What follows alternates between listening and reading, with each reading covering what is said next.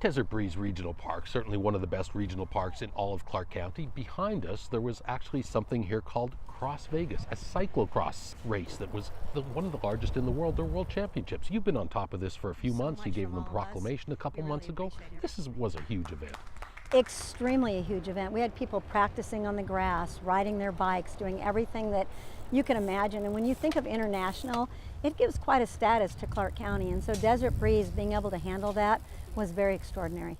And that was, as you say, international television. So again, this isn't on the Strip or at some of the more traditional locations where visitors would come here. This is just a neighborhood park here that people were saying, gosh, people live around here, and what a beautiful park.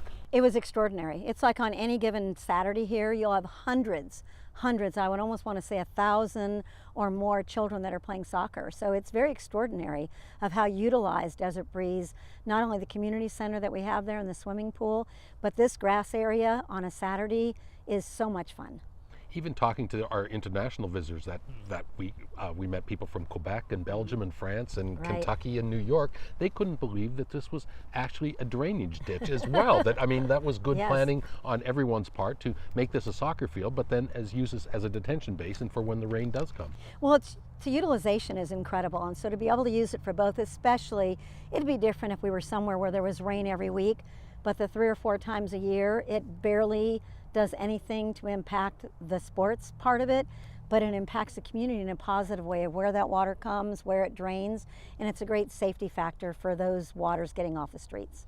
Commissioner, you talked about the Aquatic Center, and I know a month or two ago you were able to greet a young gentleman who won a gold medal. Mr. Cody Miller was a swimmer. He gave kudos to the Sandpiper Swimming Club and the Desert Breeze area, again, shining a national spotlight, international spotlight on our little swimming pool right over here. That's what's so amazing. In the middle of Clark County, pretty much, Desert Breeze Park sits. And to know that out of the Sandpipers, we could have a gold and bronze medal champion. And he was so gracious to come here, let kids stand in line, take pictures. And now Sandpiper tells me they probably have 8 or 9 students and children that could be stars. They're stars already, but that they could be bronze and gold and silver medal winners in our Olympics. So it says a lot for our swim programs and for the Desert Breeze program that we have right here in our valley. And just give us a few more words about this complex, what it means to the community, and what type of events people can take. You know, they have some after-school care. They have basketball programs. We hold a lot of neighborhood meetings here, and so it's just amazing what you see here on any given day and evening, Monday through Sunday, the whole week. People playing basketball, people shooting pictures of what the area is like. We had the Moon Festival, which is an Asian event that had pictures, and the students drew these pictures. There was a contest. So the utilization of Desert Breeze is monumental to what happens within the community. Commissioner, I know just recently, a week or so ago, you had a chance to go to the grand opening of another park in your district called Paiute Park in the fantastic Mountain's Edge. That's the final park, the last piece of their recreational component there. Talk a little bit about Paiute Park. You know, Paiute was pretty interesting with the name. We did a dedication to the Paiute Indians, built an incredible plaque that will stay on the park site. There's playground area, there's barbecue areas, there's seating areas, and there's homes that surround it. So there may be actually one more park. When you look at the dynamics of Mountain's Edge, the monies that come in comes through the builders and developers, and there's a great possibility that there would be possible funding for one more. So not only Exploration Peak and the 3 other parks that are spread out throughout the community, by Paiute was a great grand opening. I mean, water slides and food and vendors, and it was extraordinary how many people really came out and enjoyed the day. So we keep expanding on Mountain's Edge. I mean, they have a fire station, we have some churches, we have now the cactus goes through to get to Southern Highlands to make it easier for the kids to get to the high school. And in the future at Erie, we will have a pedestrian bike bridge. So Mountain's Edge and Southern Highlands are going to be able to connect together. The connectivity makes it nice for the people that have friends back and forth to get to the Las Vegas Strip, to get to jobs. It's pretty extraordinary what has gone on. And by the end of November, I might add, the shopping center is a reality. And so they have told me by the end of November that they will have, the grocery store will be open, the other shops will come along, restaurants. Buffalo and Blue Diamond is going to be extraordinary what's going to happen for that whole area out there.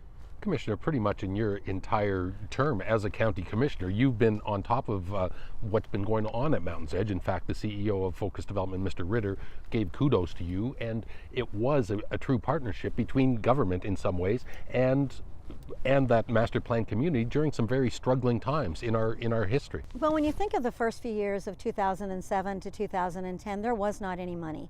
And we've been very fortunate that as commissioners, we worked together. Commissioner Sisolak was very gracious with Senator Reed, and it would be remiss to not mention that, on the wellness park that we were able to put in. That was $7 or $8 million, which is extraordinary. We get kudos on that all the time. So Mountain's Edge is a place for not just Mountain's Edge people, but it's regional for people across the valley to enjoy what's happened there.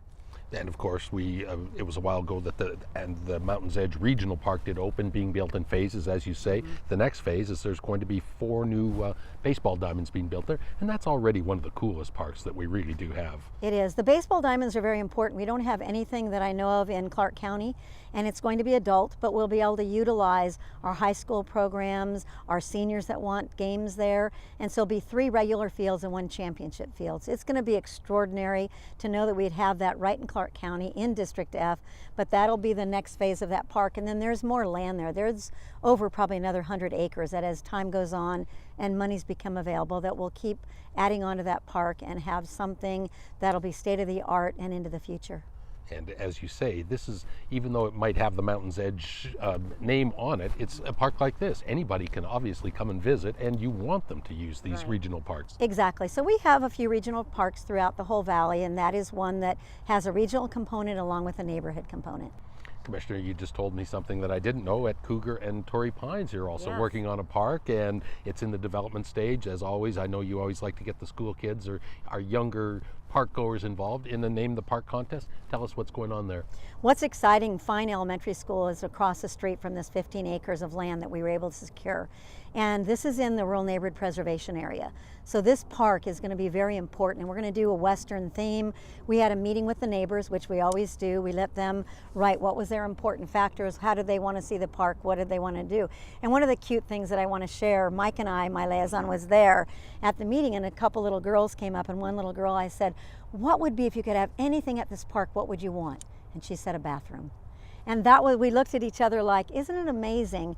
Because some of our parks for years did not have, and some fields did not have bathrooms. And I guess this stayed in her mind, and we said, okay, what play part of the park would you like to have? So, you know, we're going to look at pickleball, which can be all age groups. We're going to look at things that they've stated that they've wanted, the basketball, the lighting.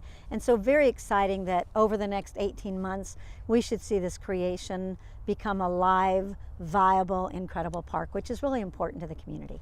Another park under construction in your area is the Gypsum Ridge Park at about 3,400 feet. It's going to be a little bit different type of park, nestled up against the mountains in the southwest area.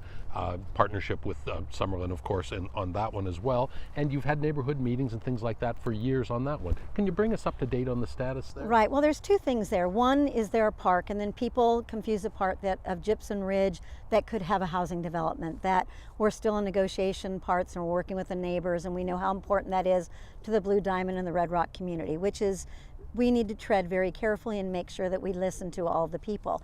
The park point, which we kind of are saying Southwest Ridge, is really going to be dynamic. Biking, walking, trails, and we have access through one of the Summerlin parcels that is out there. So it sits between the new summit and an area out there that's going to be extraordinary when we can go. We have some SNPLA money, Southern Nevada Land Grants money, that will start that. And so just trying to implement all these outdoor activities that are so healthy for our citizens and items that they ask for all the time. So that's going to be a very exciting factor out there on the park side of it.